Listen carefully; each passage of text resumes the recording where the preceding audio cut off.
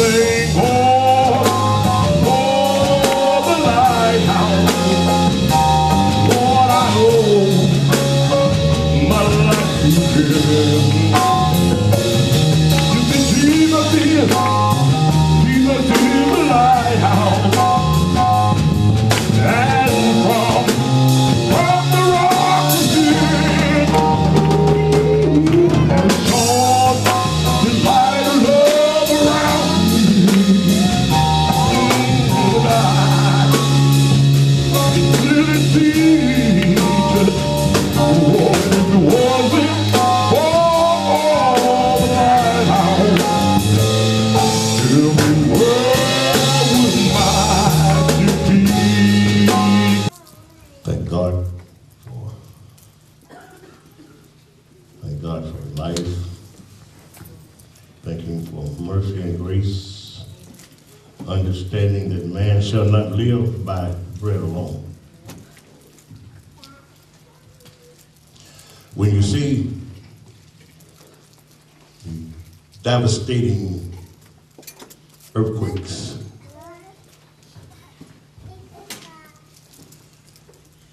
and the tornadoes, tsunamis and typhoons,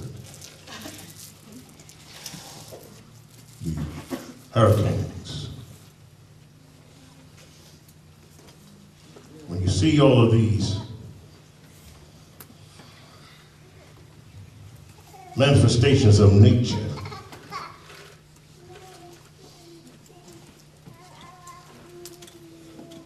tornadoes ripping towns, destroying cities and homes, earthquake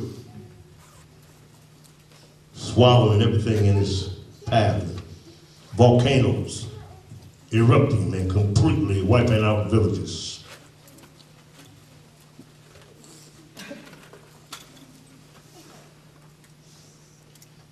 When the sea is disturbed, the great ocean liners seem like toys, ships.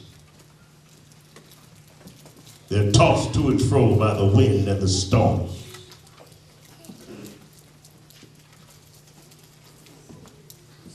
Cities are devastated and brought down to total destruction.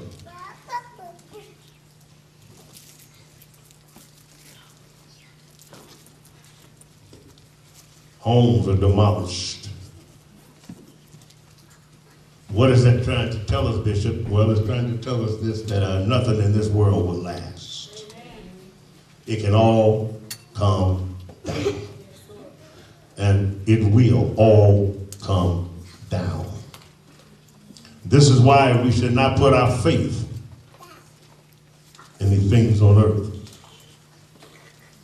They're but temporary, and they're only here for our use while we're here.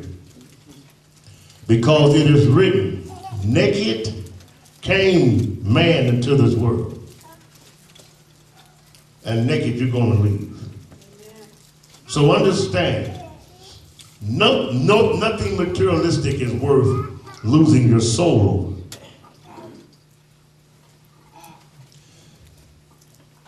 It is very well possible that the chairs that you're sitting in are older than you.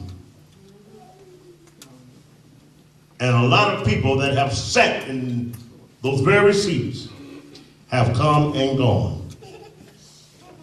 But the chair's still here. Understand what I'm saying? Sometimes the things we make with our own hands will outlast us. The Ford automobile is still here. But old great-great-granddaddy Ford is not. Just his name. Put on the side of a piece of metal. I have a couple canes. I collect canes in my travels.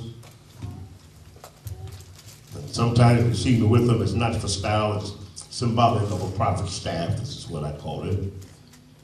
But I have a couple canes on me that were given to me by two sisters. when I was working in the service business, I went to a home to deliver, and I felt remorse in the home, and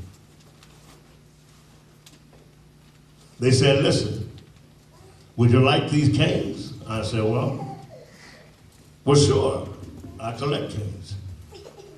And they said it belonged to our brother. You know, the good Lord called him home, and of course, I gave my condolences. But when I took those canes and I got into the car, I sat there and I wept just for a moment. Because reality set in. I'm walking away with these canes that belong to a man that don't even know me. As a matter of fact, are you listening? His canes outlived him.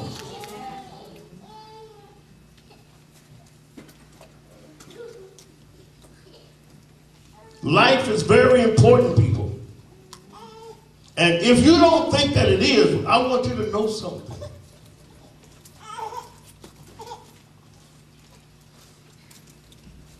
When the lights go out, you can replace them with light bulbs. Are you listening? But when your lights go out, there's no replacement. Until God opens your eyes to the place of your destination.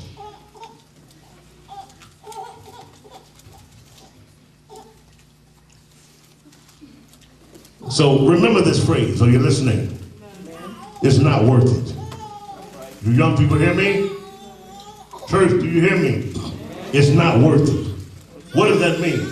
Something goes down in life, something terrible happens in life, something rubs you the wrong way, something makes you angry, as it do a lot of people, which causes people to murder people, which causes people to commit suicide, which causes people to get addicted to drugs, which causes people to go in the wrong direction because of the things that they have gone through and the things that have come upon them. Listen, remember this phrase, it's not worth it.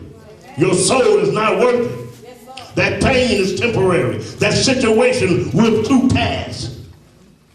But don't ever risk your soul, anybody hear me, for anybody or anything to your destruction, because you cannot restore it once you leave.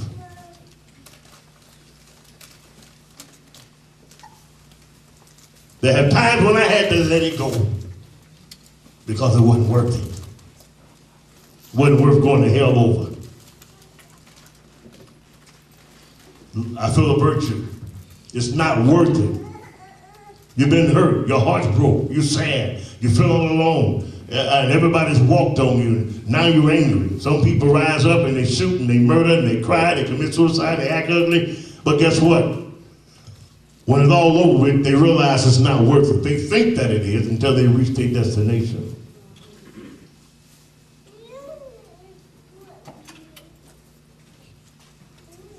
Words are powerful. And that's today I want to talk to you straight about words. Choose your words carefully. Because you never know who's listening. You know, I study history a lot. I read a lot. And a lot of the movies that I may watch are basically true stories.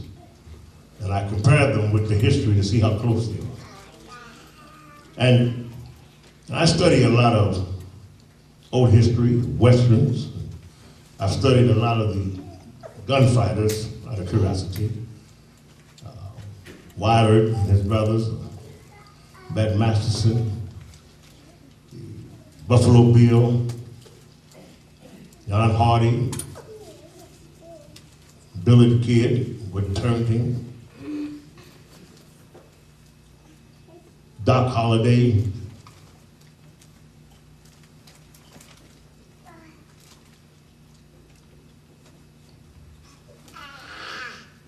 but I found very interesting the story of Wild Bill Hickok. Wild Bill was every bit of Wild Bill. You know, he did a little bit of everything, but he was one of the fastest, as they say, gunfighters in the West. One of the stories say there was some men down in the valley, and they saw someone riding getting away from the enemy, and there was a cliff, and there was another cliff. A horse would jump away.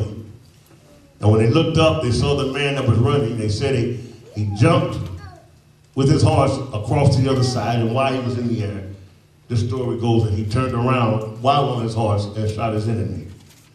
And when they looked at the marksmanship, they said, oh, that's Wild Bill. But Wild Bill Hickok, he realized that you can't be wild forever. So he made up in his mind he was going to put his guns down. He did a little sheriff work here and there. And he also liked to gamble. So he moved into this town, and he decided he's no longer going to be a gunfighter, marshal, whatever. He said, I'm putting my guns down. He had an old general friend that said, well, Wild Bill, that's a good thing. He said, I'm going to change my life. Now, when Wild Bill would sit down anywhere, he would never sit with his back to the door. And that's because he had enemies. And no telling who would come upon him. But in this particular case, he felt good about his ideal of starting a new life. He sat down in the saloon with his friends to engage in a game of cards. But on this day, Wild Bill did something different. He wasn't packing, and he had his back to the door. Well, because he's not in the game anymore. Now, there were two businessmen in town, and of course, they were crooked. And when they heard that Wild Bill was in town, they were afraid, thinking maybe, just maybe, Wild Bill may make him marshal. And if he accepts the job, we can't do what we're going to do. Not with Wild Bill here. He had a strong reputation as his contemporary Buffalo Bill.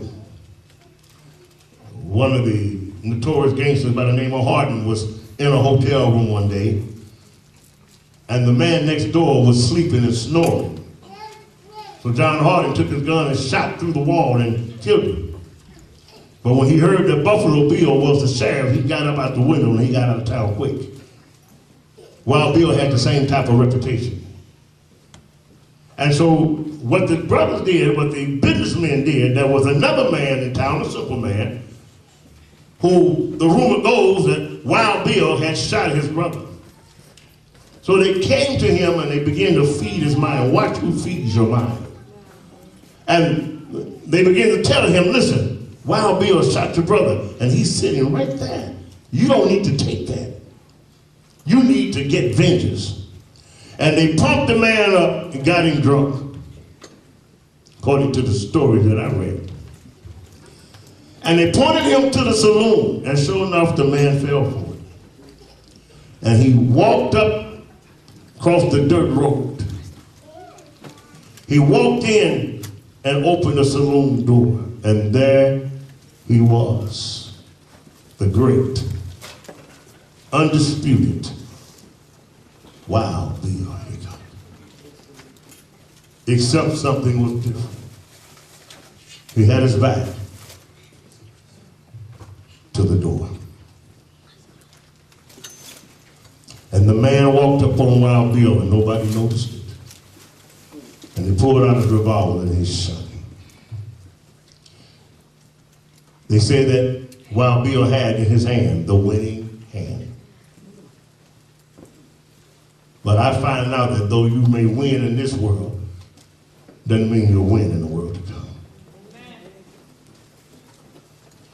Some kind of way, he got away with it.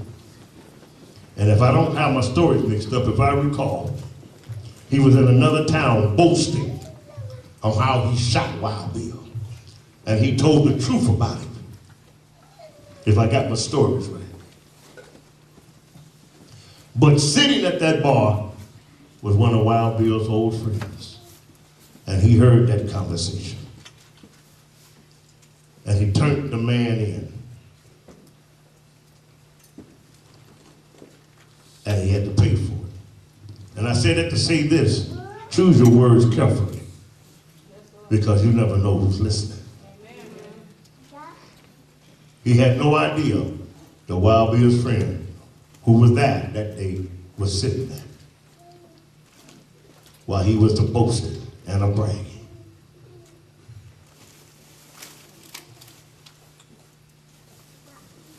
Choose your words carefully, because they may be the last words you're able to speak. They could be the final words that determine whether you spend eternity with God or in darkness. Are you all listening? Forever. Words are important. By your words, the Bible says, you shall be judged. By your words, you shall be determined righteous. God created the world by the spoken word. Words are powerful. Life and death is in the tongue. You can build someone up and encourage them with your words, and you can tear them down with your words. Choose your words carefully.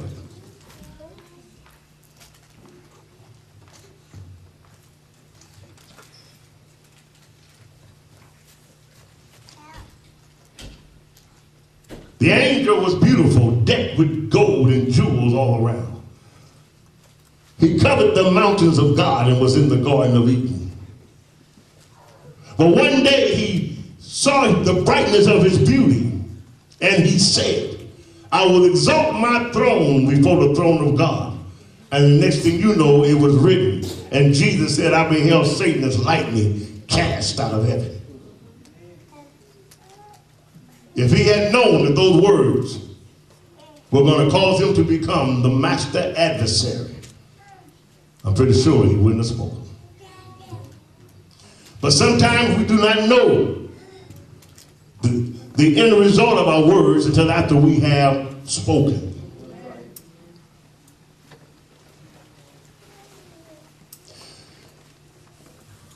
When Solomon was praying,